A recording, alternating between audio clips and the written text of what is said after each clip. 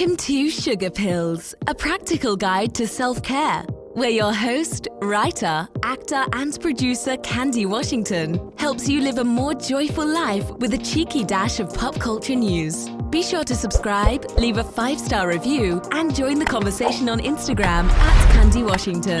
Let's go!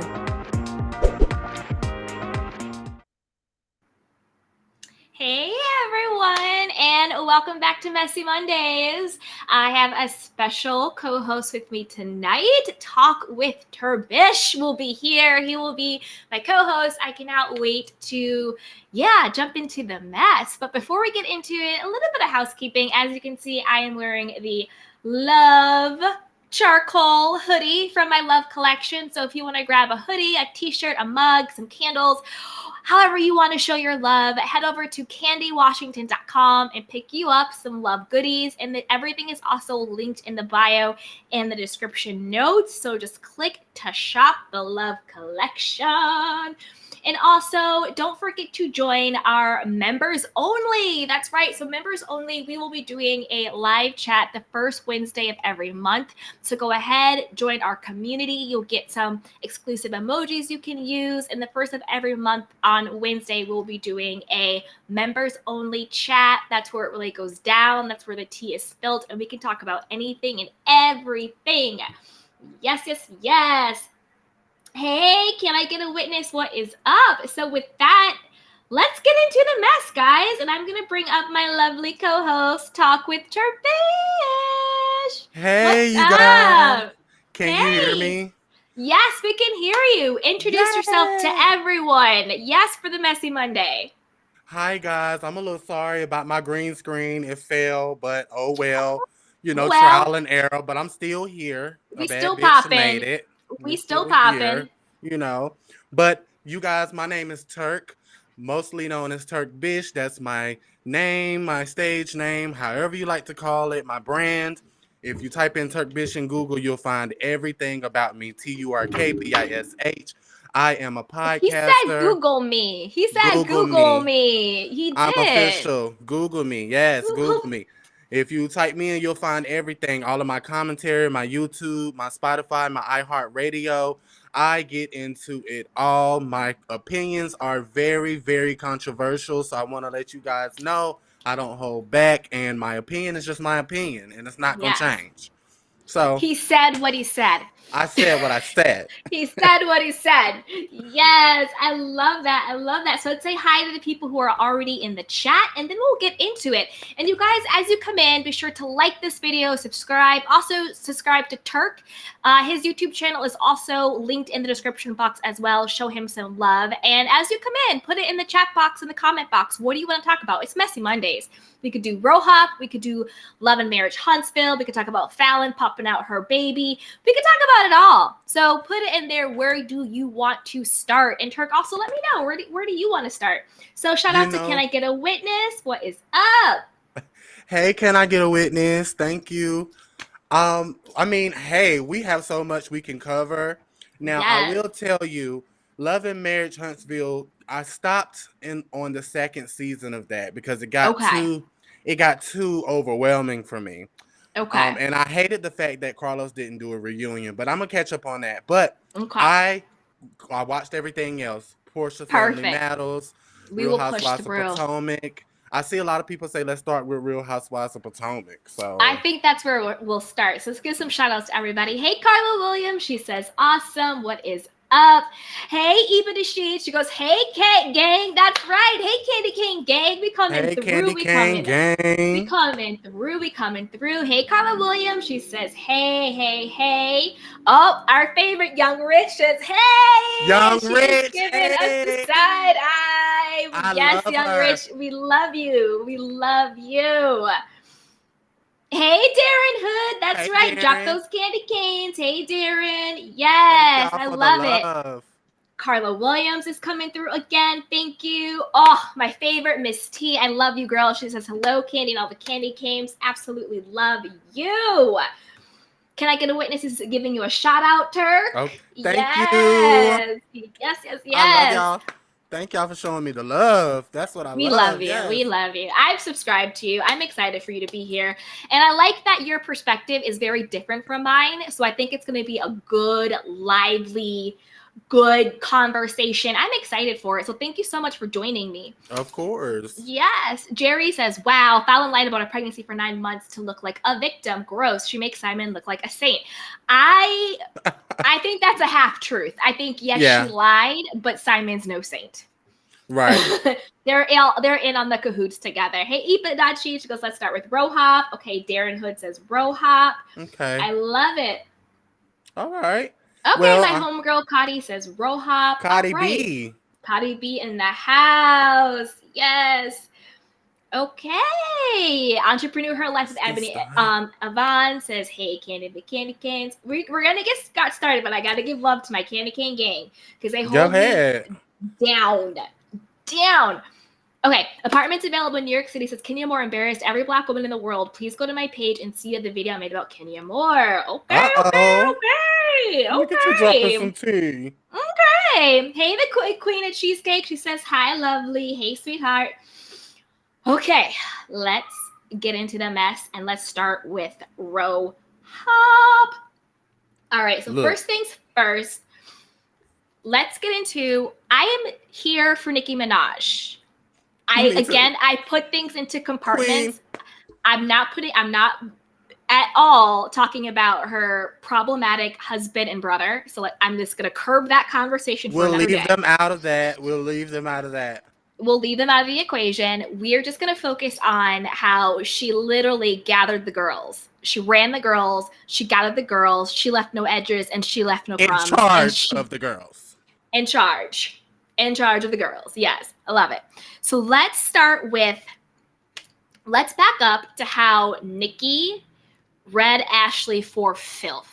She basically said everything that we were thinking. Ashley has a storyline. She used coming to the girls' vacation and blasting the Eddie rumor as to make herself relevant. She basically came, dropped that, and then left with her baby milk. So do you agree, disagree? What are your thoughts on Ashley? What are your thoughts on Nicki's comments?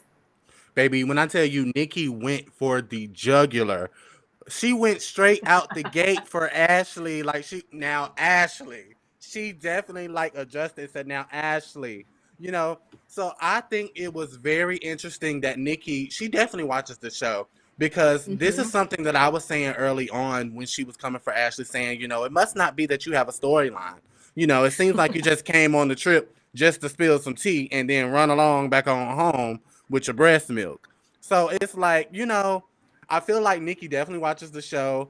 And that's what we've all been thinking. Like, Ashley, it really didn't seem like you have a storyline because your storyline every season is Michael and his predatory ways. And we're just going to keep it at that. If it wasn't for Michael being a predator for the past few seasons, you wouldn't have been interesting. Look at how they talked about Michael every reunion for the past, 3 reunions? And he hasn't even been there. And hasn't even been there. His name is still in their mouth. Right. If I was him, I would feel grand. Like, I got y'all talking about me, and I'm not even a part of the show like that. I'd cut me a friend up check right about now. But I agree with you 100%. I think the most interesting thing about Ashley is Michael. And I missed him this season. I'm not going to lie. I thought when he had him and his Juan moments, they were so entertaining. They were so engaging. And we're going to talk about those questions that Nicki dropped about Juan and Michael a little bit as we go into that segment as well with Robin, which I thought was very, very interesting. But I agree. Ashley has not had a storyline, and it's just about her being pregnant, and it's about cheater, predatory Michael, and that's really it. And I do think that Ashley went in with an agenda. I think she was lying, being like, oh, I didn't get the right story. No, you knew what was going on, and you had an agenda, and you and Giselle and Robin behind the scenes came up with the scheme. The same way they tried to go behind the scenes to come up with the scheme when it came to Monique, and that all got exposed. So Miss Me was trying to act like they were that they actually cared about Wendy and her marriage and all of that crap. That is just complete BS. All facts. I did find it really interesting, and I was waiting for Nicki. She kept checking Candace, which I liked, but I thought at one point she was gonna tell her to leave and put her in timeout because Did you notice Candace kept interrupting Nikki and speaking on behalf of Yes, other people? And I was of just like, Candace, everybody. can you like have some receipts and close your mouth? And she was like, Giselle was Candy like, girl. Giselle was like, "Can you please let her answer?" Like I was like, "Oh my God, Oh Candy!" my And God. I'm a Candace fan. I'm a Candace I know fan. you are. I don't care what nobody says. I'm a Candace fan. I love how Right. smart she is, how educated she is, because I'm that type of person. I don't fight, but my reads hit. When I Mm-hmm. read you, it's going to land, and it's going to land very perfectly to the fact that you're going to want to drag me or fight me. And Right. that's just being witty and being, quick off your feet. That's just Okay. how I call it. I just see it how I call it. I feel like she hasn't done nothing differently from anybody else that's on the show as far as reading people. But somebody said, why was Chris was so upset? That's Yeah. very interesting too, because Oh, go ahead. Candace. Oh, go ahead. I'm sorry. Okay. This is No. your show. I'm just a No, guest. it's okay. No. I love it. I love it. I love it. You're my co-host. You can do it. But I wanted to bring up this question because I want to. I love conspiracy theories, and I have my conspiracy theory on why I think Chris was so upset, and I want to see if you agree with my conspiracy theory. Okay. So let's preface this, right? Okay. So this was when Nikki was going in on Candace, and she was talking about the low budget music video. She went around and was just like, who thought this video from scale of 1 to 10 will pop off? Da, da, da, da, da, da. And then they were talking about the sales and stuff. She was like, oh, how many albums? And what did Candace say? She was like, oh, 500,000. And she was like, you sold 500,000 albums? She was like, no, but like how many is it downloads? And then she was like, oh, I was on the Billboard. No, it was iTunes. Like clearly Candace was lying through her teeth, and she had no idea how many she sold. And then she was like, oh, 20,000 or something ridiculous. And Nikki, it was like, mm-hmm. And then she goes, well, I have my own recording company, right? So what's your pitch? Like, why would I sign someone to you? And Candace is like, oh, it's my vocal ability or whatever she said. And they're like, oh, your vocal Oh my ability. God. Well, sing for us a cappella, right? Candace is put on the spot. She seems really nervous. She kind of wants to sing an old gospel hymnal or something crap like that. And Nikki's like, no, I want you to sing your song that you said allegedly got 500 million downloads. I want you to sing that for us. Candace finally gets her stuff together and sings the song. I think she did a good job. I'm not saying she's Mariah Carey. I'm not saying she's a bad singer. She's definitely better than Ashley. So I think Candace did a good job. I think she carried her own on the spot, but I think that her presence and I think that the way she was so timid to me didn't translate to being a star. Because I think that if you are talking to Beyonce and you're like, Beyonce sings single ladies, Beyonce will close her eyes and just like belt something out and without even having a problem, right? So it's almost like, sure, Candace has a lovely voice, but I don't think that she has the presence that these big stars have. So I think Chris was so upset. I actually don't think Chris was upset about the fact that Nikki made her sing. I think Chris was upset about the fact that Nikki grilled her on the numbers because it was very clear that Candace was lying. She didn't know how many numbers she had. She said she had 500,000 downloads, and then Nikki was like, album sales? That's albums? Like you sold 500,000 albums? I don't think Candace sold 500,000 albums. So I BS. I think Chris was mad about the metrics, about the fact that she was grilling her on the actual numbers, and Candace clearly was lying.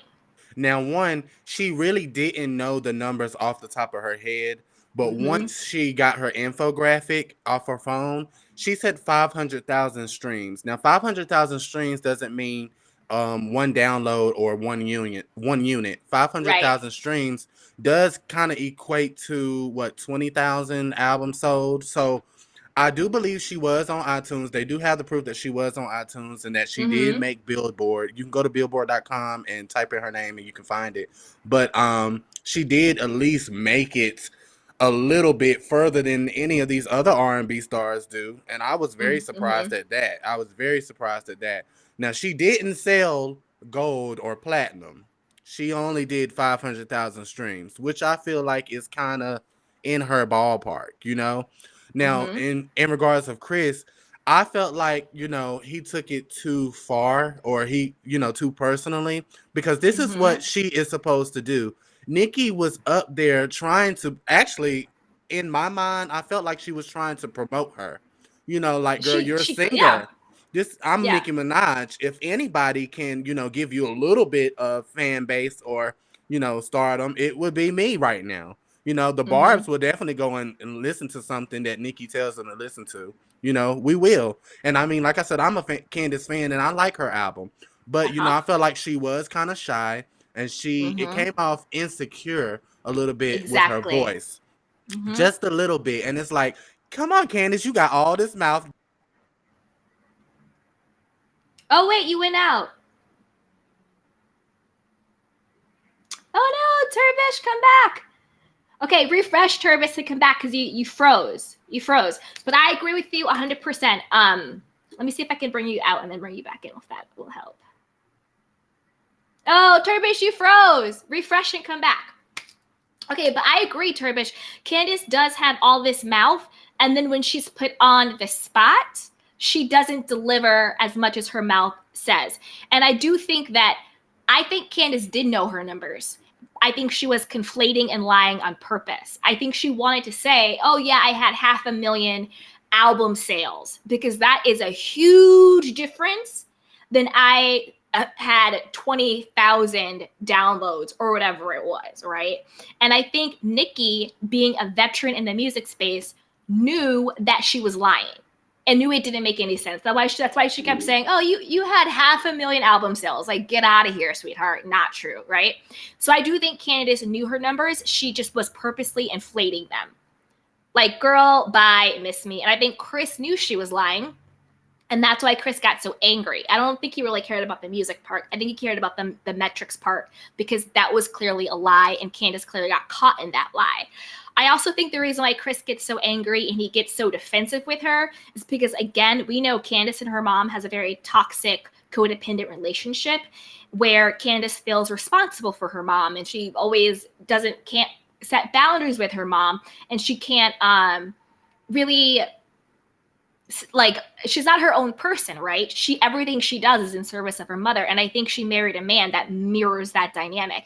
I think Chris is the Candace in that dynamic. I think Chris does everything in service of Candace. And it's very clear. He's overly involved. There are no boundaries.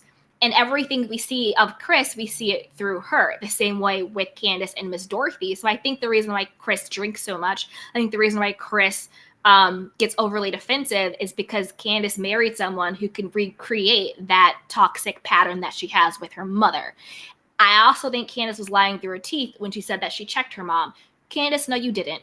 I don't think that Miss Dorothy said anything that Candace herself has not said or thought behind the scenes. I think Candace strategically uses her mother as her mouthpiece. We saw it all throughout the season. When she called up Miss Dorothy and it was like, oh, Chris is my husbandager, and Miss Dorothy said, literally like it was out of a playbook, oh, well, is he, like, are you paying him now? What does that mean? Oh, blah, blah, blah, blah.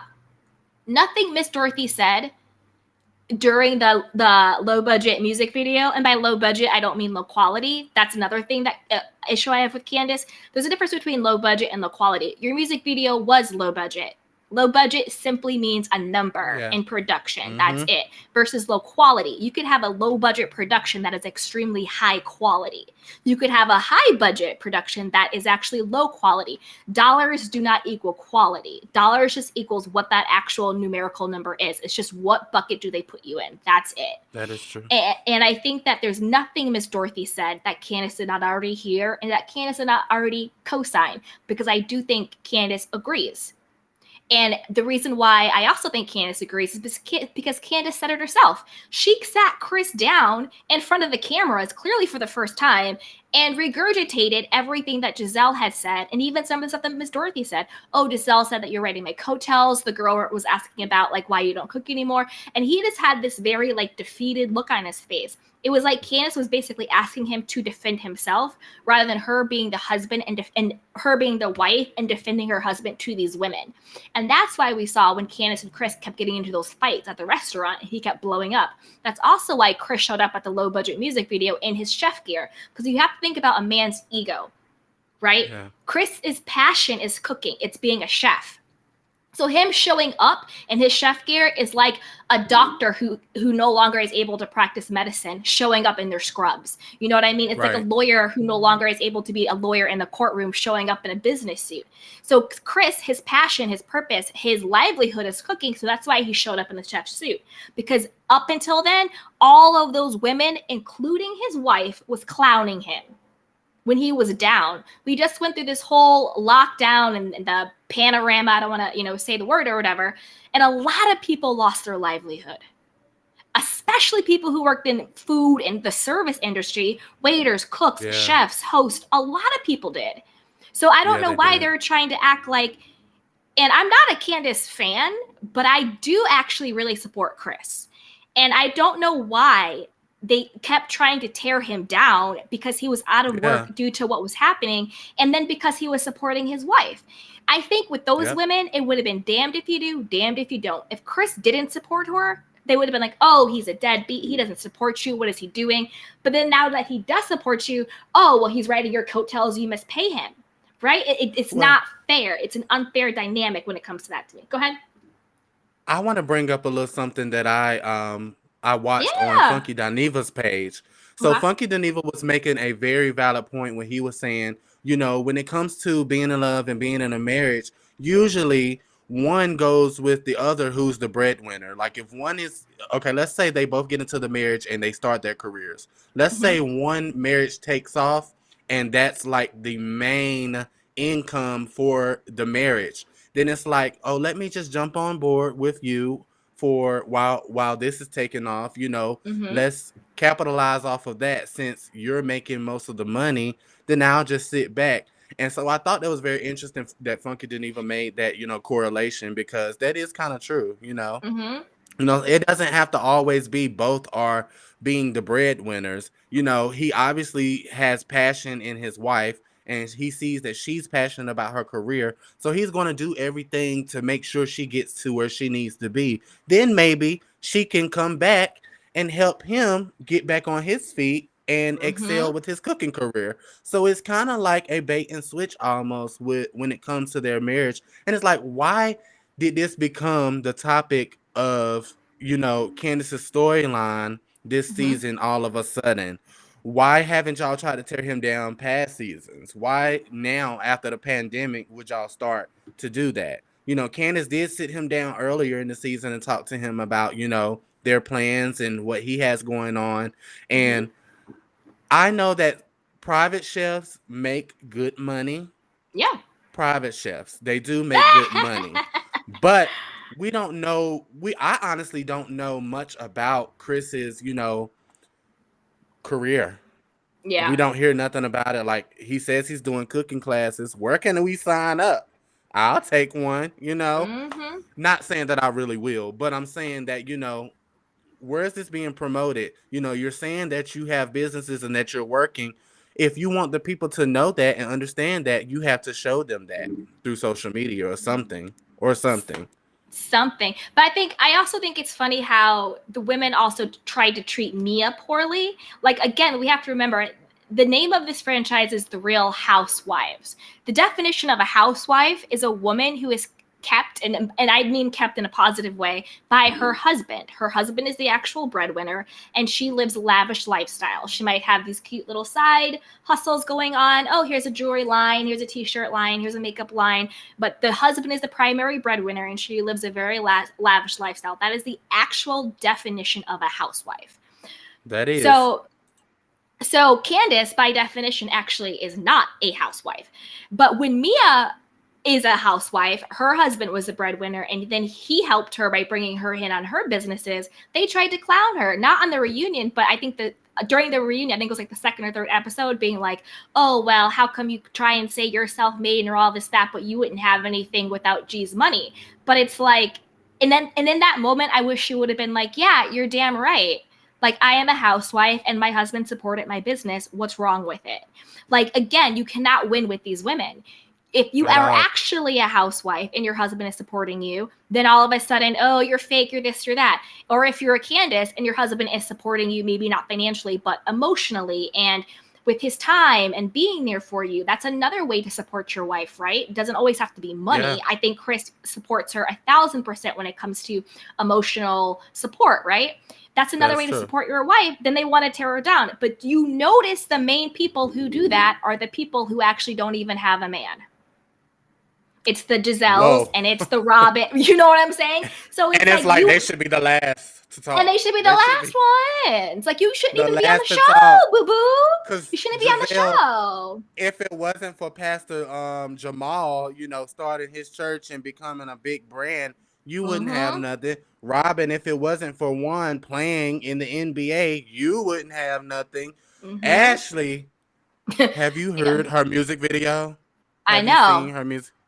I know. Yeah, I know. she definitely wouldn't have had nothing. So she wouldn't have had nothing. And it's like, and that's the whole thing.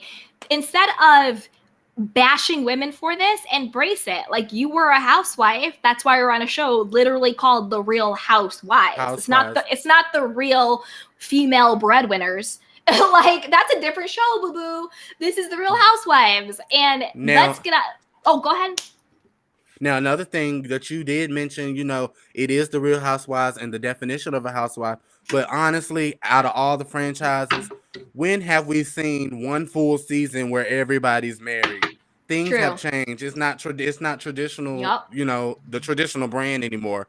The very first season of Real Housewives of Atlanta, everybody had a husband. Everybody had a husband. Then it just started dwindling down seasons after. Everybody just started being a friend of the show, or, you know, they're coming in divorced and things like that, or they're trying to find love and they don't have a man in the house. So it's like, when or fake storylines, Robin Juan. Fake storylines. But I think that's a big reason why the franchise now is struggling. Like, if you think about it, almost every single franchise, sure, Beverly Hills, but only because Erica literally was like a scammer, allegedly. But you know what I'm going on with there. Or else that franchise would be boring now. Atlanta shambles. New York, we don't even know if that's coming back. So I think the fact that they have really strayed so much from that initial you know, thought of it being housewives and opulence and all of that stuff, I think that's why it has starting to struggle and it has been stale. And I want to pivot a little bit now to talking about Miss Gizzy, Miss Giselle. I lived when Nikki was just like, do you think your beauty's fading? I was like, girl, bye, I can't. And then she literally read her for filth when she was like, you talk about Karen's age a lot. And then she goes, I wonder why. When you can't talk to someone, you can't say your face looks better than me. You can't say your body looks better than me. You can't say that your husband is better than mine. When you can't say that your, you know, finances are better than me, then what's the last thing to talk about? Oh, that's right, age. Exactly. I was like, girl, you gathered everything in the world. And Giselle, with her unemotional, stoic self, I don't even think she realized the gut punch, the neck punch that Nikki gave her. She's probably feeling it now. She probably is. Yeah. She's definitely feeling it now. It's crazy, crazy, crazy. Probably feeling it now. So let's see what else is going on. So where I did not agree with Nikki, and I actually thought she was joking, I was waiting for her to be like, psych, was when she was talking about Juan and Robin. And she was saying that she felt the sexual chemistry this season between Juan and Robin, and are they laying it down more and all of that stuff. I was like, wait a minute, are you setting us up for the okie doke where you're about to be like, psych? Like, I did not see that. But then again, I think she probably didn't mean sexual chemistry. She probably meant like the time they spent, because this is the most I've seen Juan on the season. Honestly, see, like, this is the least I feel he's been on the season. Really? I feel like everybody was just like, where is Juan? Where is Juan? But he's never there every season almost. So it's like, you know, you just can't tell these days when it comes to Juan and Robin. You just don't know. Hey, but I guess they're sticking together just so Robin can have her spot on the show, allegedly. Yeah. I think they're sticking together to have a spot in the show. I don't think that they're really together. And I think that I never want to speak in anybody's sexuality because that's not my place. But I do think both Ashley and Robin, in my opinion, my opinion from what I observed, and again, I'm not speaking anybody's sexuality. I'm just talking about what I see. I think that they both know that Juan and Michael are more than friends. Yeah. And I think they're both okay with it. Yep. And Nikki was just like, is your husband friends with any other gay men? I was dying. And then you saw Ashley's face. She was like, wait. I am weak. Like, it was weak. She's funny. Nikki had me rolling the whole night. She was hilarious. And I love how she brought up, the whole lesbian rumors. Me too. Which I also think another reason why this is a thing. When she was talking about the lesbian rumors between Giselle and Robin, I think to me it was pretty clear that they have done something in the past. There have been some lines crossed. And I do think that they were lying. They were in that same hotel bed. It was so obvious. It was dead obvious. And then it was kind of weird. It was weird. It was bizarre. And I do think that Giselle, Candace, Robin, and Ashley, I think all four of them probably are a little fluid. And I always had this conspiracy theory where I thought Candace and Chris wouldn't mind swinging with maybe Ashley and Michael, but definitely Ashley. And did you notice how Candace put herself in that when there was like Robin and Giselle, and then they were like, oh, but we're going to add Ashley to our throuple. And then Candace was like, well, if Ashley's there, I'm joining too. I was like, yep, there it is. Bloop, bloop, bloop. Yeah. So I think they're all kind of fluid. And I don't think there's anything wrong with that. I think you embrace who you are, but I think that's another reason why they don't really care so much about Juan and Michael. And I love that how Nikki came out and was just like, okay, as a human being, and this is so true, as a human being, if I'm married to a man, or if I'm engaged to a man, or if I'm just simply my boyfriend dating a man, and another human being said, I want to suck his D, and then he continued to have a very close friendship with that person, I would have a problem with it. I wouldn't take it as a joke. I would take it's real. And she's right. There's only going to be a certain level of time before that turns into flirting. And Michael and Juan flirt. They get giddy. They defend each other. Juan almost jumped over that table at Karen's wedding to defend his man. He was like, whoa, you guys, my guy, whoa. I was like, Juan, you defend your man. You do the damn thing. It was a scene that they replayed on the last few episodes where like they were drinking and Michael had said something and he put his drink up and he just started cheesing and laughing so hard. I was like, oh my God, yeah. He crushes with Juan so bad. He crushes with him. Yep. Oh, I want to address this. So apartments available in New York City says that is not nice. Juan is not gay. He's just respectful and friendly. Why would y'all say that? Please you don't have to be gay to be friendly to another gay person. No, I'm not saying that you have to be gay in order to be friends with another gay person. That's not what I'm saying at all. But I am saying that if a person, gay or straight, bi, trans, just a human being, expresses sexual attraction, has sexual tension, and comes out and says, I want to suck and do things to a person, I don't care if you're gay, straight, bi, trans, or whatever. That is what it is. That's not friendly. I don't tell my friends. How toxic. Thank you. I don't tell my friends. The black community can be sometimes, especially if it's a straight black man and a gay man goes and do that to a straight black man. Y'all know what type of time it is. Yeah, like it's just not acceptable. Given I went to a PWI. I started out in a PWI before I went to a HBCU. Now at the PWI, it was more freeform. There were a lot of straight guys that hung around me as a gay guy. There were a lot of straight guys that actually flirted with me, were being funny and joking and stuff like that. And they still had girlfriends and stuff like that.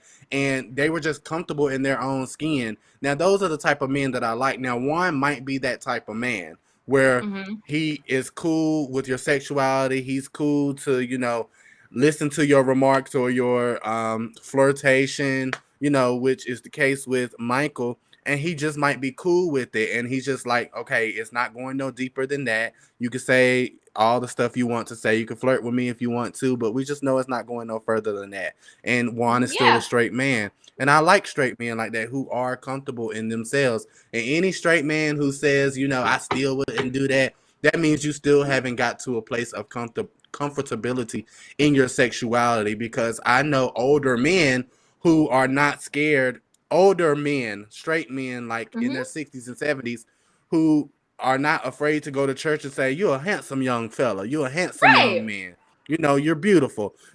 I know older men like that too. So it's like, why is it just our generation that has a problem with this sometimes, and the generation that's coming behind us?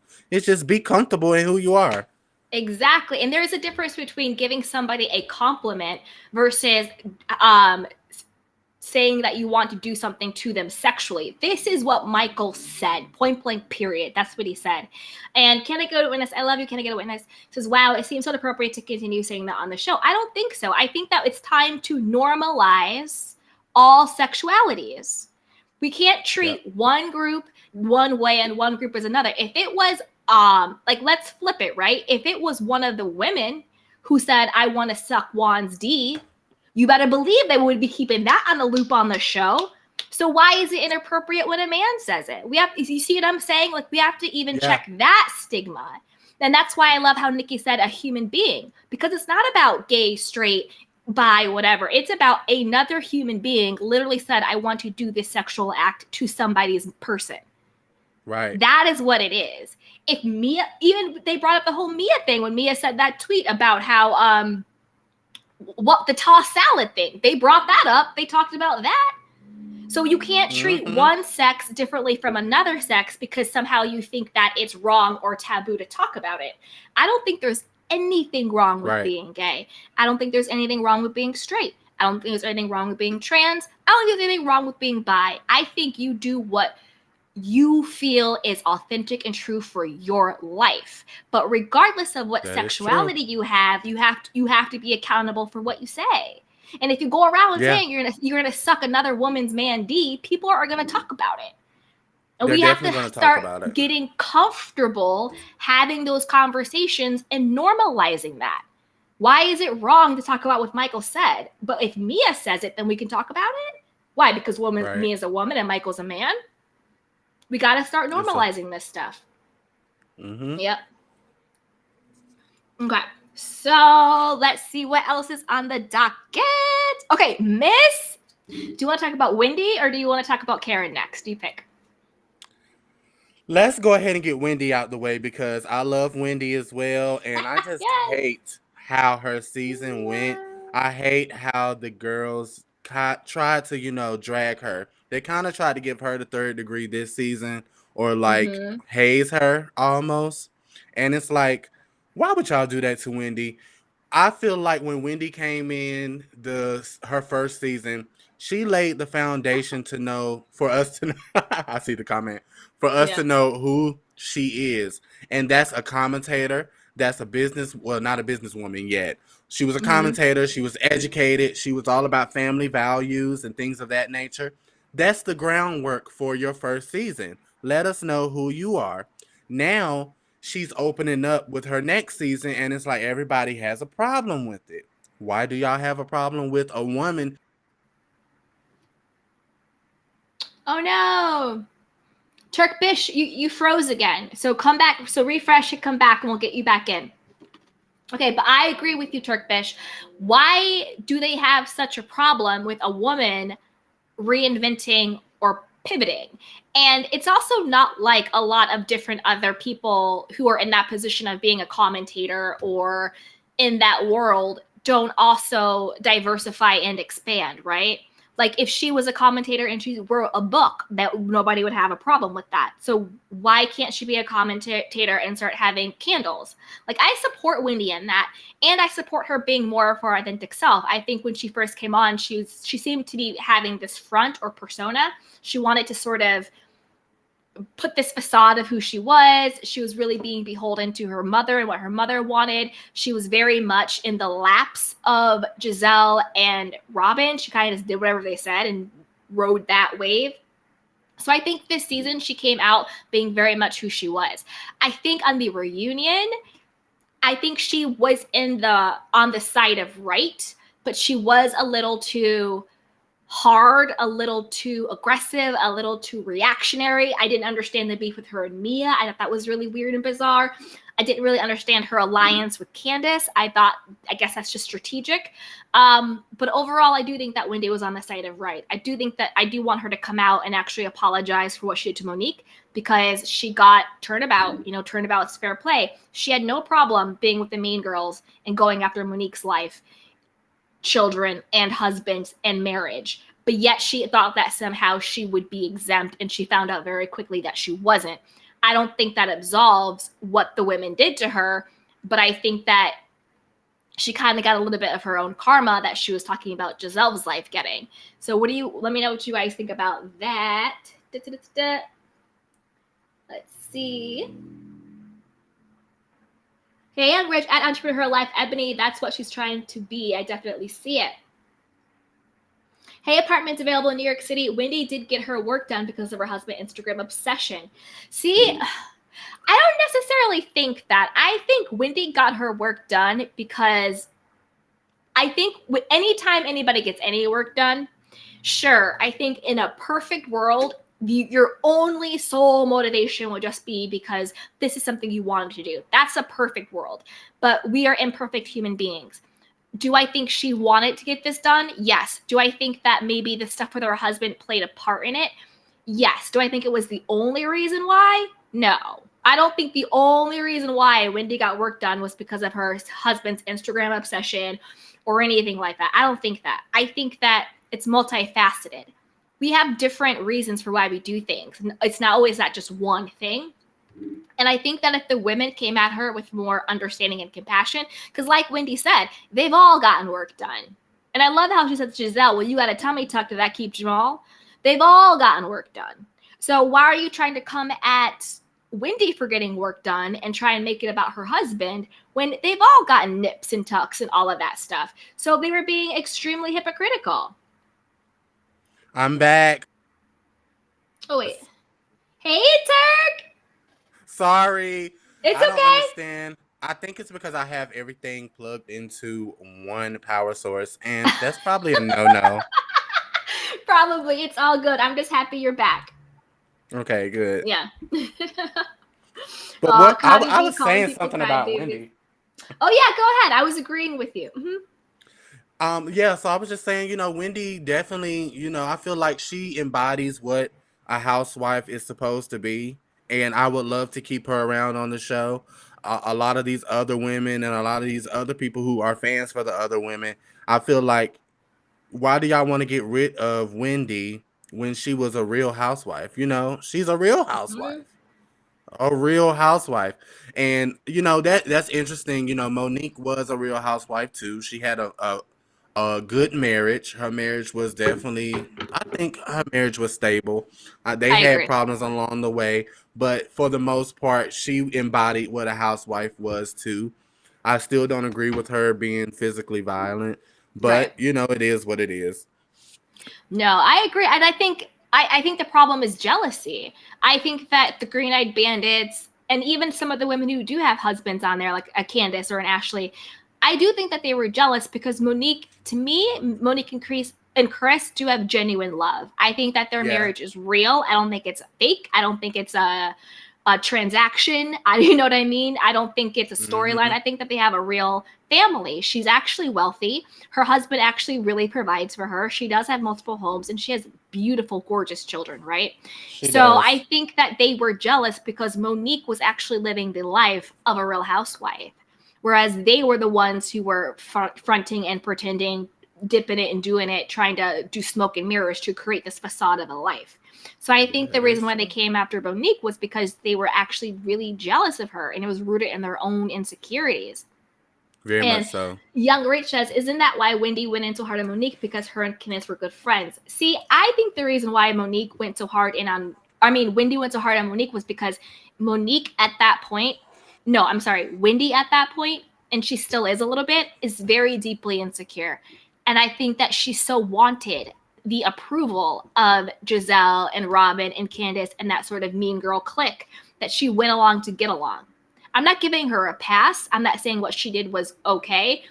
I just don't think it was because her and Candace were such good friends. I think it was just because Wendy wanted to belong and she didn't care who she had to throw under the bus. It's like, oh, all the mean girls are going after Monique. Well, I'm going to go after Monique too because I don't want to be the odd girl out. I want to be in the cool girl clique too. And then she thought that she would still have that privilege going into the second season, and she quickly realized she didn't. And that's when they turned on her. Let's see what else is going on. Can you hear me and still see my avatar? Yes, I can hear you and see your avatar. So Entrepreneur Right. Life with Ebony Yvonne says, I don't think it was Eddie's booty model obsession. I think it was because people body shamed her and her flat butt was memed last season. Oh my God. No, I agree. That's what I'm saying. I think it's multiple reasons. It's like one thing, you're insecure about something. Another thing, social media is coming after you for your looks. Another thing, your husband's following a certain body type. Another thing, there's these horrible rumors about him cheating. Like, I don't think it's one reason. I think it was a bunch of things that led her to do it. But I don't necessarily fault her for it. But at the same time, I hope that the majority of the reason that she did it was for herself. And then Can I Get a Witness says, the women on the show seemed tribal this season. Exactly. Forced connections, and viewers were widely team tagging on every front. Glad the show is over. Hope better, genuine chemistry and growth next season. Yeah, ooh, it was you made a point. Yes, Can I Get a Witness? Yes.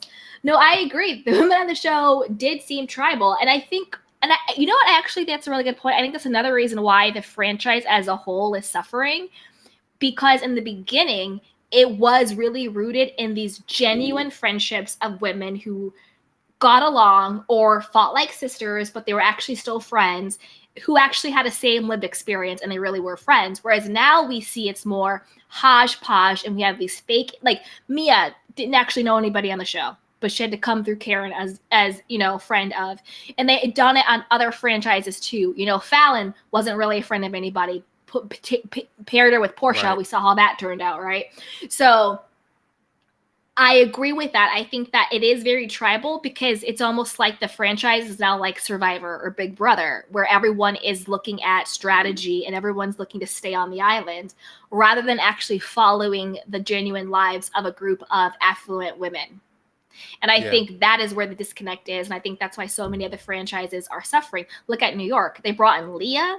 Leah, to me, had never had any business being on any type of Real Housewives show. Ever. Ever. And now New York is basically done. So I think when they try to manufacture these friendships, that is when you get the tribalism, because now people are more on whose side are you on rather than who has a genuine friendship.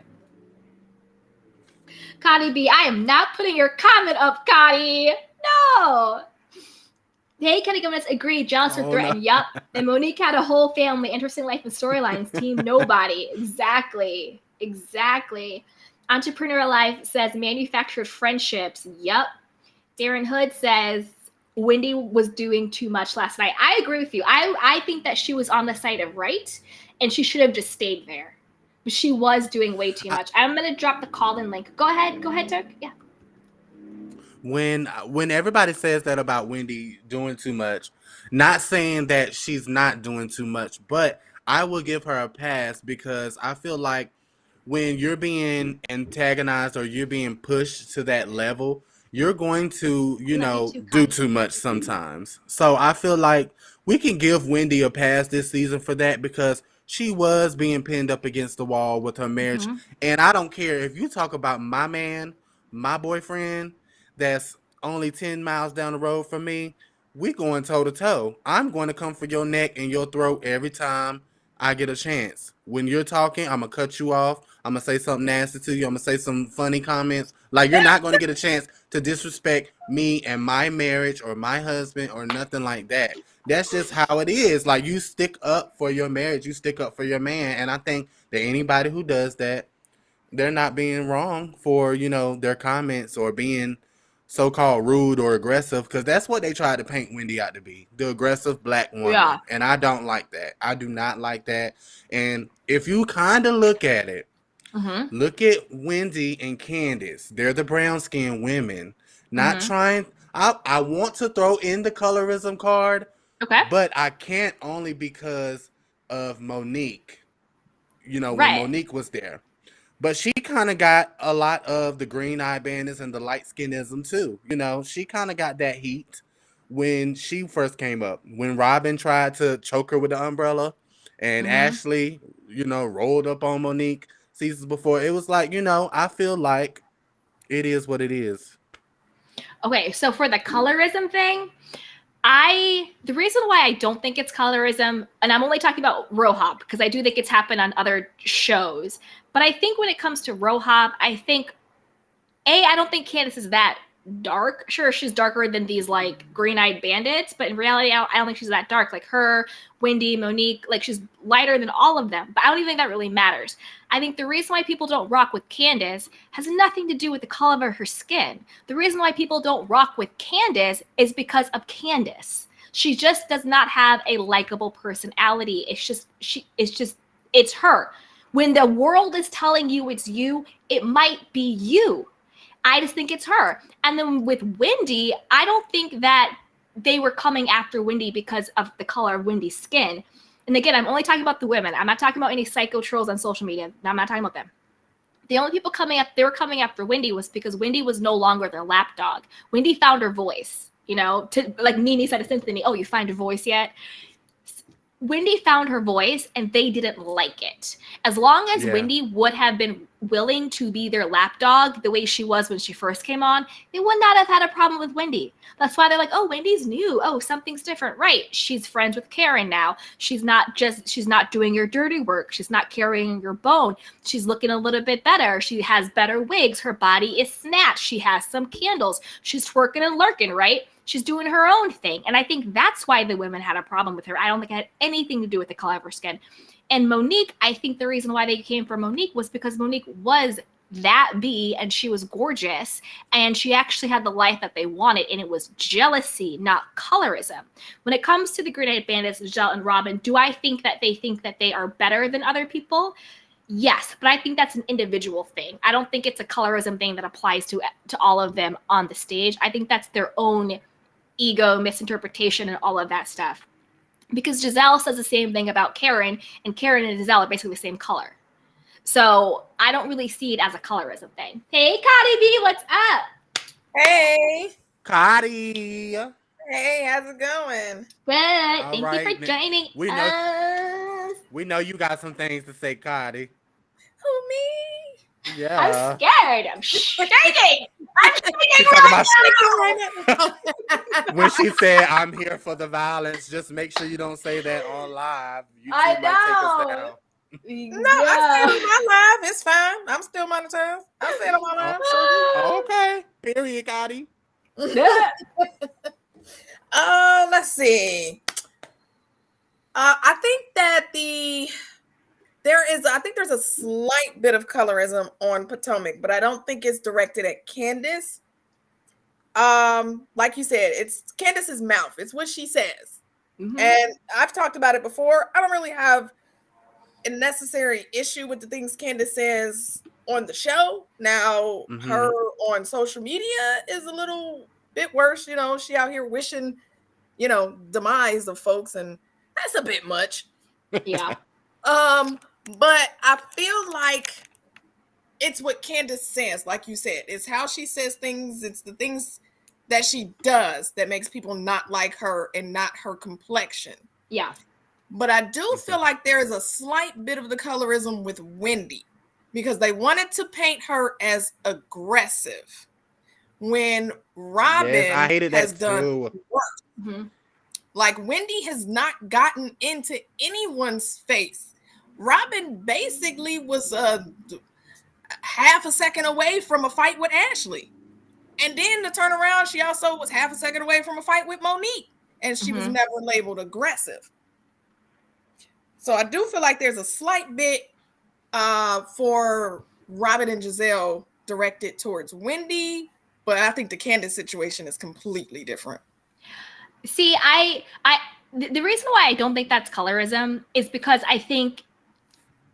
I don't think that they said Wendy is being aggressive because of Wendy's color. I think that they said Wendy was being aggressive because they did not like her in that moment. And I think the reason why Robin got a pass was because in that moment, You know, Giselle's going to always give Robin a pass, whatever she does. And for whatever reason, they were always kissing Giselle's butt. So the reason why I don't think it's colorism is because I don't think that they're saying, oh, Wendy, you're darker than us. You're aggressive. Oh, Robin, you're light. You're not aggressive. I don't think it's that. I think it was more they just weren't rocking with Wendy. And so that they were saying that. I think it was a little unconscious bias with the way that they approached Wendy. I don't think they may not have even realized it, but sometimes we do say these things, and it's simply because she's darker. They would have never said it to, and yeah, Giselle and Robin are, you know, up each other's snatches. I'm trying to keep it clean. No, you're okay. You're okay. Snatch is fine. So yeah, they're never gonna come at each other that way, but not once did it just didn't feel like that. Giselle didn't even say like, whoa, hey, like, let me try to get Robin and do this or anything. It was just like, I'm gonna let her go. But that's how they are. But that's how they are to each other, no matter what, though. That's how they are to each other, no matter what. I don't think it's because of the color of their skin. I think that's the dynamic of their friendship. They are so codependent. They're so enmeshed that no matter what Giselle does, Robin comes to her defense. No matter what Robin does, Giselle just, oh, whatever, and co-signs it, right? I think that we see the difference because physically we can see Wendy is darker than Robin. Do I think that there are subconscious biases? Of course, 100%. But I just don't see it here. I still think it is, we're not rocking with you. You're coming at us. Oh, you're aggressive. You're this, you're that, or whatever. Oh, you're my ride or die. I don't care what you do. Because both of them were aggressive. They both rode up on Ashley, right? Mm-hmm.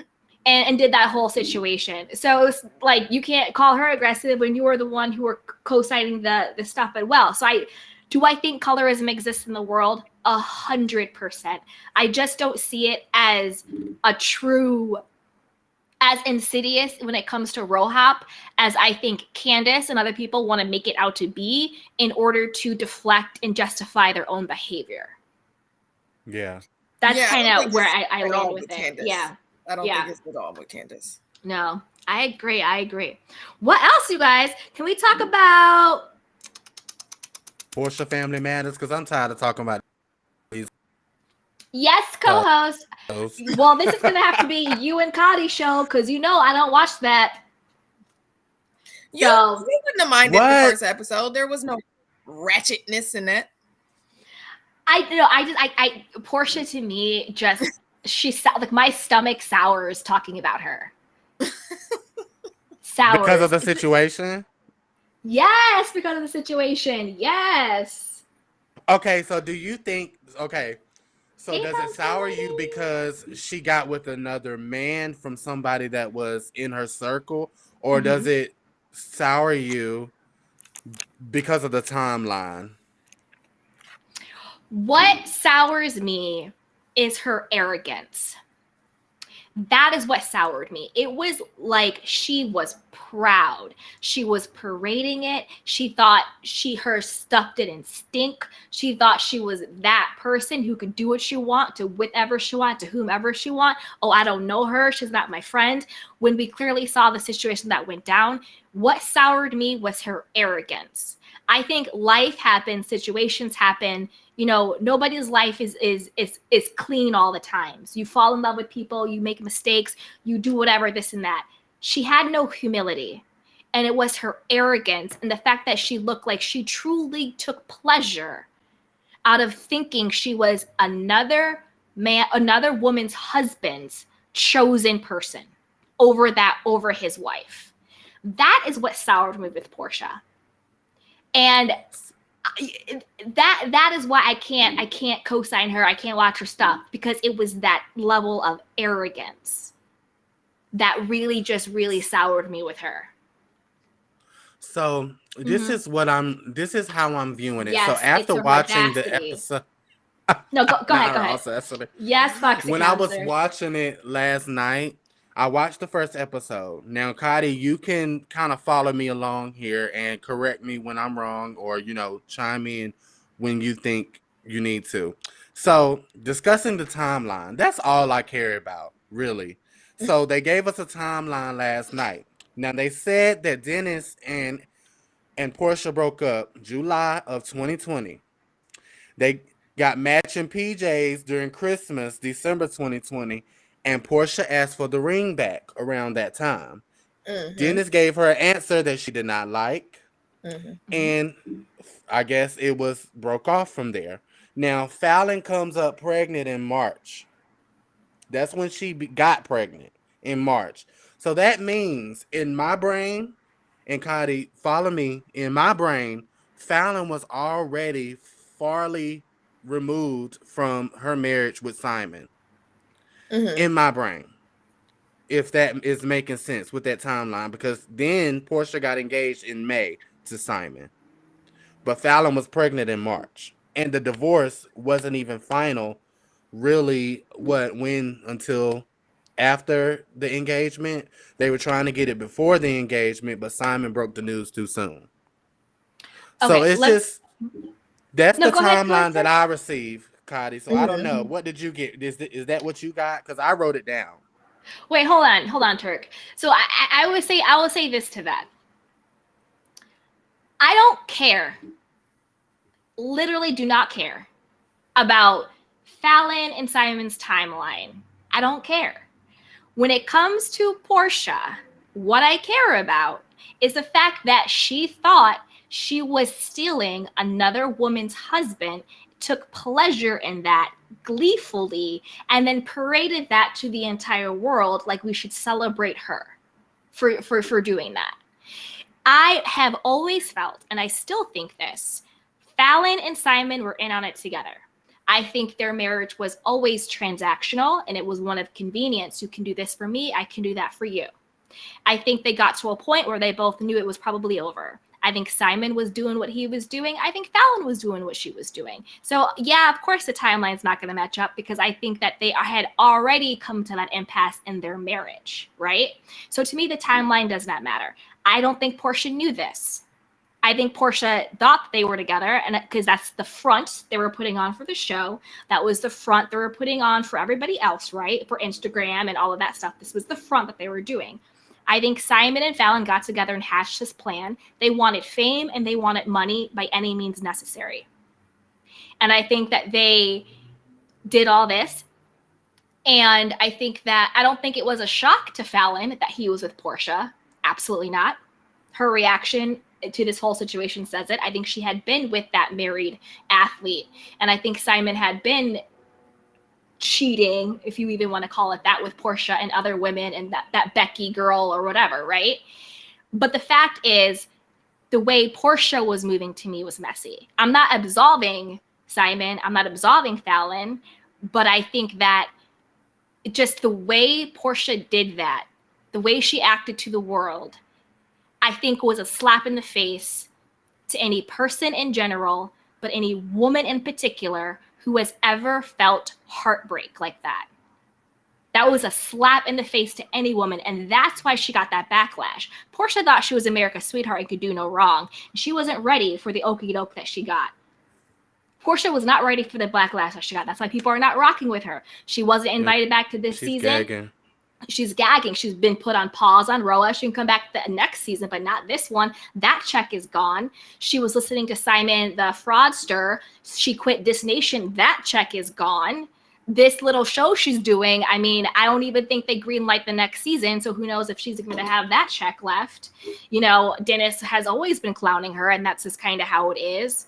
But at the end of the day, in this situation between Portia, Simon, and Falynn, the only person who had something to lose was Portia, and the only person who's lost is Portia.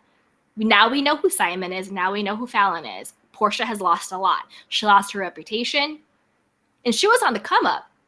In this whole Pursuit of Portia book, I don't know how many people are really getting book sales right now. It might be that little Candace math situation, 500,000 downloads. You know, let me check my screenshot, right? It might be a little Candace math going on with book sales in 2021. I'm just, you know, she should have done a podcast. Like, I'm confused, but we'll see. You will see, right? So that is what I'm saying. Like, the timeline to me doesn't matter. I don't even think Simon and Falynn were in love like that. I don't really care. I think that these were just two people who were scamming, trying to get money and fame by any means necessary. And Portia kind of was their con. Like, I think they conned Portia, to be perfectly honest. But the reason why I don't feel bad for her is because she took the bait. And the bait was being a side chick to a married man and announcing that you're engaged to a woman whose face you were all in for everyone in the world to see on national television, and then to turn around and be like, I'm engaged to him. So I think Portia was the con. She took the bait. I don't feel bad for her. Because any woman with integrity would never in this life, A, not treat another woman that way, but B, not treat yourself that way. How little respect do you have for yourself to get your whole adult woman on Instagram talking about I'm engaged to a married man whose wife's face I was in that entire time? How little do you think about you to do that? You know what, Candy? You do have a point. And honestly, you have changed my perspective only because I know an exact same situation like this between three parties. Oh my God, it just hit me. So honestly, you have changed my whole perspective. I still love Portia, but you changed my perspective about the situation.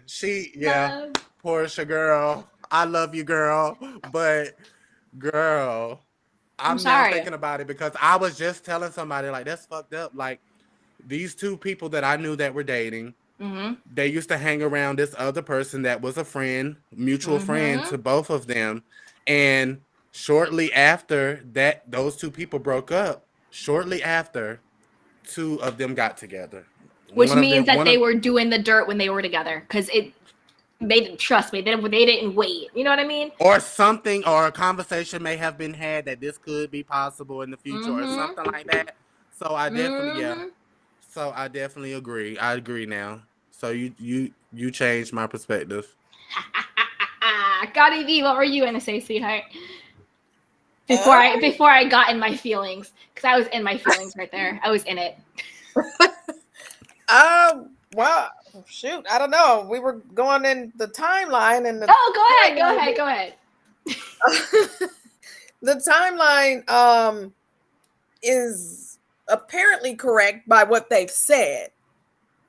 Now it could be different, but yeah, I seen that Dennis did talk about the June, the December, and how Portia did ask for the ring back, but when Dennis said, okay, but we have a couple of things we need to work out and address, Portia wasn't here for it, and then popped up engaged to a whole nother dude.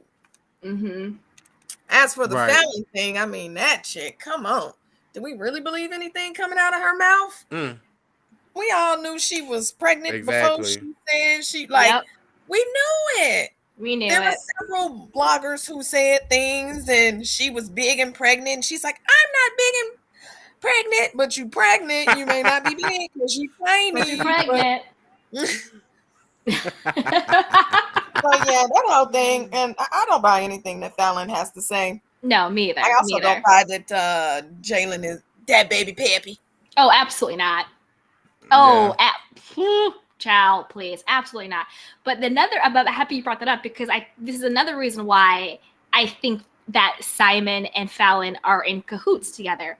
Because shout out to my girl Tisa Tales, mwah, love you girl. When Tisa Tales was breaking down that news and it was really hitting the fan about Simon being broke, I'll say allegedly broke, right? When all of that was hitting the fan, when it came out that all of his businesses were inactive, he didn't have all this money, he didn't come from Nigerian royalty, he really had been broke this whole time, sort of stealing from Peter to pay Paul, renting houses, renting cars, all of that, you know what I mean, had been his previous wives were supporting him, all that stuff was breaking out, right? The moment that hit the fan, why did Falynn all of a sudden come back in the spotlight talking about I'm with Jalen now?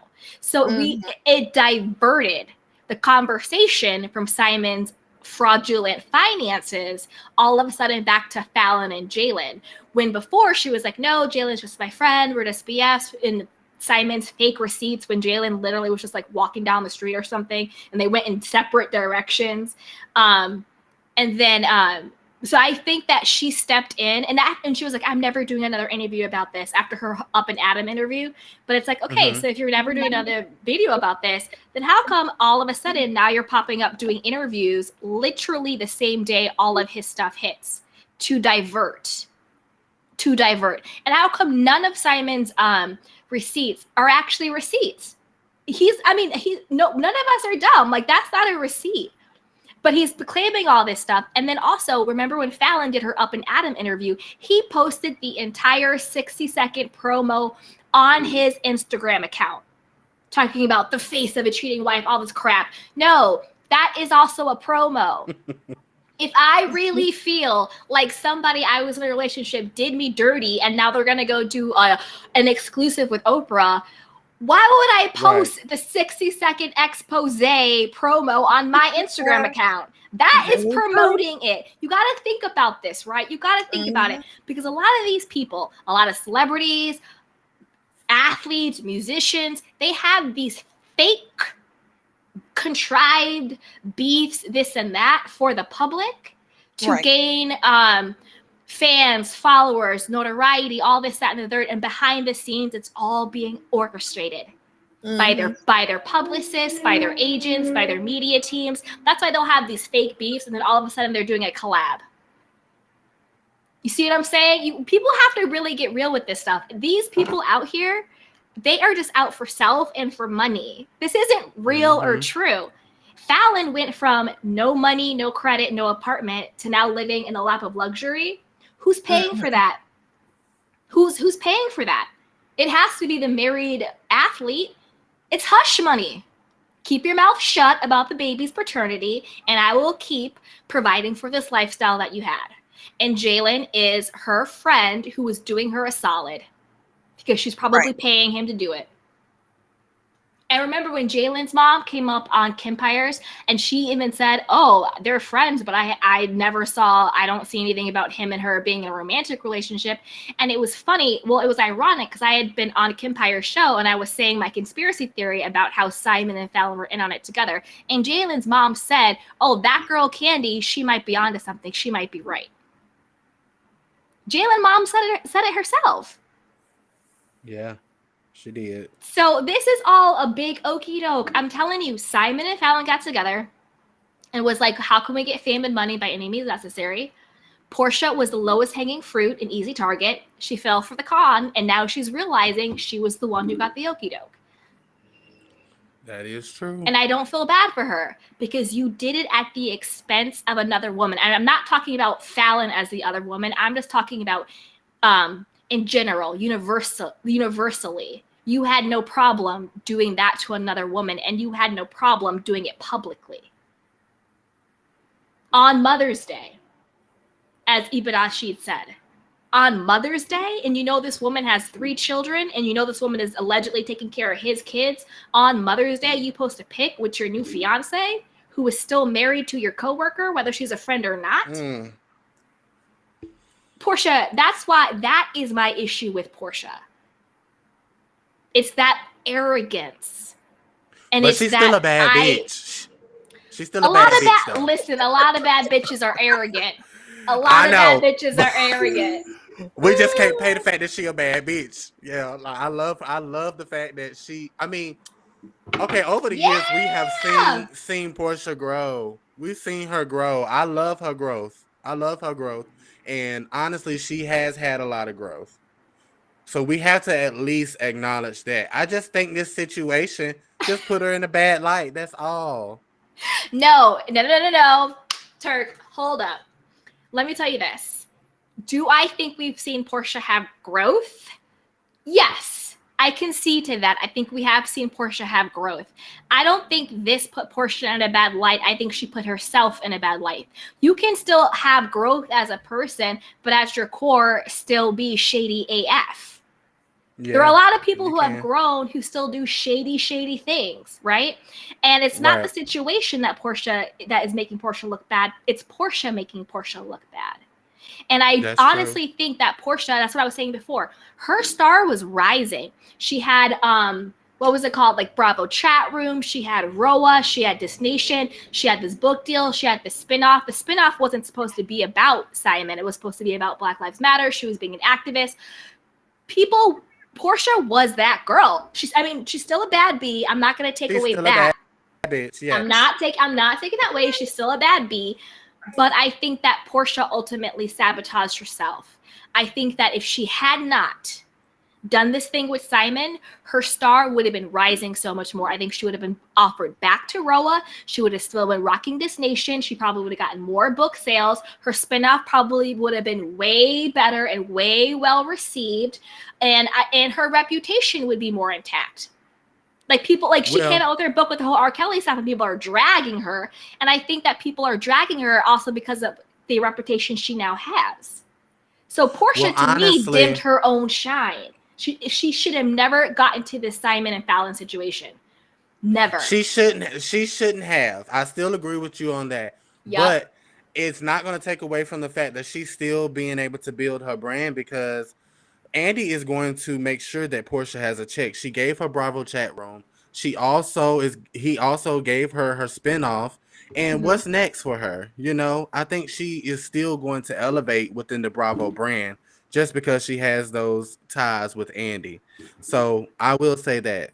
You know what I'll say to that, though? Andy has no allegiance to anyone. If you have not learned that by now, you're going to learn it soon. He kicked Nene to the curb like a freaking hot potato. He kicked Vicky Gunvalson to the curb like a freaking hot potato. Andy will turn on you the moment it is no longer beneficial for Andy. You are no longer in his coveted circle. He will drop you. He did the same thing to LVP. I'm telling Andy will turn on you in a heartbeat. And the reason why I say that Porsha can't not look to Andy, because I think Andy is also trying to save his own seat. Andy does not have the same amount of power or influence at Bravo that he used to have. At all. He's getting his own he's backlash. A slave to Bravo now. Exactly. So I don't think that you can't look to someone who is in a desperate situation to save their own skin to save yours. And I heard that Bravo didn't renew Porsha's for a second season. I just heard that. I don't want to say that's the truth because I haven't seen it like in stone, but I just heard that. But to that point, I think that's why Karen got her spinoff, because I think Karen's spinoff with her family, I think was more in alignment with what Bravo thought that Porsha was going to bring to the table. Because Porsha's original show didn't get greenlit around this Simon Zeus Nation situation. Her originally got greenlit about exactly. It was a PR move. It was a PR move for Porsha and Bravo. And as soon as the Simon and Porsha story hit, Bravo was all over top of it, as well as the bloggers. So you already knew where the storyline for her own show was going to go. So I bet you we Karen's show replaces it.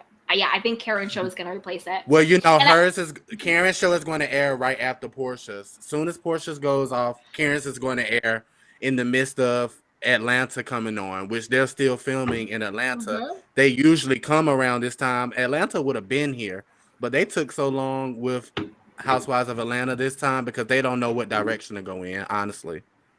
Yeah, they don't know about direction. And that's a production and casting problem. Oh, go ahead, Cotty. Oh, I just said it's because Atlanta's trash right now. Yeah, and now they're going to be pushed back even further with the whole Sheree and LaRone situation. Oh, that's right. So, he sent her ass a cease and desist. Yeah, a cease and desist has been sent to Bravo. When I tell you, they can't say nothing else about Sheree's storyline. So is Sheree in trouble? Honestly, now look, when I talk about Mia lying, Sheree is the queen of the lies. Yeah, she is. It was insane. Especially. That was the most legal way to say keep my name out your mouth. Right. Yeah. Cease and desist. Yeah. Keep my name out your mouth. Definitely ate Bravo up with that. Yes, he did. He has been as he should a topic be on the show for seasons. He's been a topic on the show for seasons. Nene brought him up when she called him a criminal. They also called him on the season. Remember when Nene and Sheree was sitting down at the table and Sheree was chasing Nene out the damn restaurant? They was on the phone with Tyrone then. He didn't even know he was being recorded on camera at that time. No, go ahead. So I don't know if he can still even bring that up in the court documents if they go to court now. Can he still sue them? I don't know how many years out that was, like what, 5 or 6 seasons ago with Atlanta. I don't know the statute of limitation on that, but I will say I'm Team Tyrone. His name is really Tyrone. I am Team Tyrone because they are putting this man's freedom at stake. Because they were manufacturing storylines, and and the reason why he went that far to get lawyers involved was because even if it is the appearance that he is breaking in terms of his probation, he can go back to jail. Right, and so by manufacturing storylines, they were giving the appearance that he was going to break his probation. And that could have been grounds to send this man back to jail. I don't know what he did. I think it's like a white collar crime. I don't know exactly what he did to be in jail. I think it was white collar. Yeah, it's like a white collar crime and all that stuff. But yeah, if you're putting my freedom on the line to have a storyline on Bravo, who brought in that quiet as it kept, Bravo isn't paying Sheree that much. Then yeah, I'm not messing with you either. Like, let's weigh the options here. You have a fake storyline and to then be with fake friends, or I'm going back to prison. And then when the pictures broke of Sheree sitting there by herself at the table and it's all over the blogs, his PO could have been looking at that like, oh, he's on the way to meet Sheree to film and he's supposed to be in the house. Oh, let's go lock his black ass up. That's what it could have given for Tyrone. So I'm on Tyrone's side. I won't call him Lyrone no more because I usually call him Lyrone. It's funny to me. Nene calling him Lyrone was so funny. Yeah. Well, I mean, he is a liar. He's a fraudster. That's what the fraud do. They lie. Yeah. In order to get something.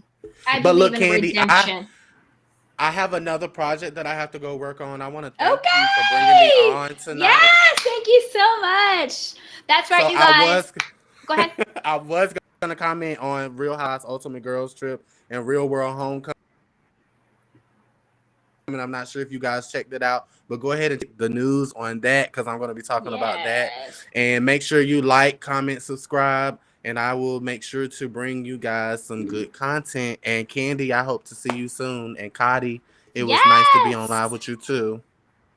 Oh, yes, I had a blast. Yay. Yes. That's right, you guys. Thank you so much, Talk with TURKBISH. You guys, you can follow and subscribe to his channel. It is linked in the show notes. Follow him on Twitter. Give him a subscribe on YouTube. And he also has an amazing podcast wherever you can listen to podcasts, Spotify, iHeartRadio, Apple, all that great stuff. He is hilarious. He's a great soul. And I'm so happy that he's here. And I will definitely be inviting him back for some more Messy Mondays.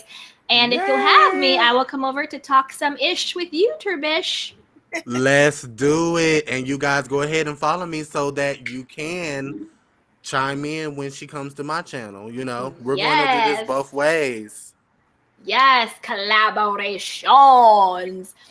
Yes. I follow him. I follow him on Twitter and on YouTube. So I think you should too. Do it up. Thank you so much. You're welcome. It was nice. Later. Bye-bye. Bye. Oh, that was fun. You know what, you guys? We've been on here for almost an hour and a half. I think we're gonna wrap it up, you guys. We're gonna wrap it up. What do you guys think? We're gonna wrap it up. We've talked a lot about a lot of stuff. It's been a fun show. As always, follow our girl Cotty B. We will be here tomorrow at the Ladies Lounge. It'll be me, Candace from the Candace Shop, and also it will be obviously our Cotty B will be live on my channel, 5:30 on the West Coast, 8:30 on the East Coast. So be sure to like and subscribe to all of us. And our topic will be how to deal with jealousy on the YouTube streets and in real life. So if you want to know how do you deal with green-eyed monsters or how to deal with yourself when you become a green-eyed monster, definitely join us tomorrow for our Ladies Lounge. On Wednesday, we'll be doing a Wellness Wednesday at 3 p.m. on the West Coast, 6 p.m. on the East Coast, and that topic will be loneliness, how to deal with loneliness and dysfunctional families during the holiday season. That will be our Wellness Wednesday. So if you had some fun, if you had a good kiki, be sure to like this video, subscribe, and share with a friend. Share. If you're catching this on the replay, be sure to comment below and let me know your thoughts. If you want a comfy hoodie, if you want a comfy sweatshirt, if you want a candle, you want a mug to show some love, head over to candywashington.com and pick up some yummy goodies and some good merch. And everything is linked in the description box. And join our members only. The first Wednesday of every month, we'll be doing a live members only. That's where the real tea is spilled. We can get down and dirty and just let it all hang out and talk about anything we want. So go ahead, join that members. And I also have some really cool emojis for you guys if you join the Candy Cane gang. Yes. Yes. Bye, you guys. Mwah. I love you guys. Shout out to everybody in the chat. Can I get a witness? Ibrashid, Angel, Young Rich, thank you for always coming through. Miss T, you always hold me down. And yeah, everybody who is in here, I just appreciate you. And until next time, you guys, take care of yourself and each other and be well. Mwah. Love you all. Later. Bye. Welcome to Sugar Pills, a practical guide to self-care, where your host, writer, actor, and producer Candy Washington helps you live a more joyful life with a cheeky dash of pop culture news. Be sure to subscribe, leave a 5-star review, and join the conversation on Instagram @Candy Washington. Let's go.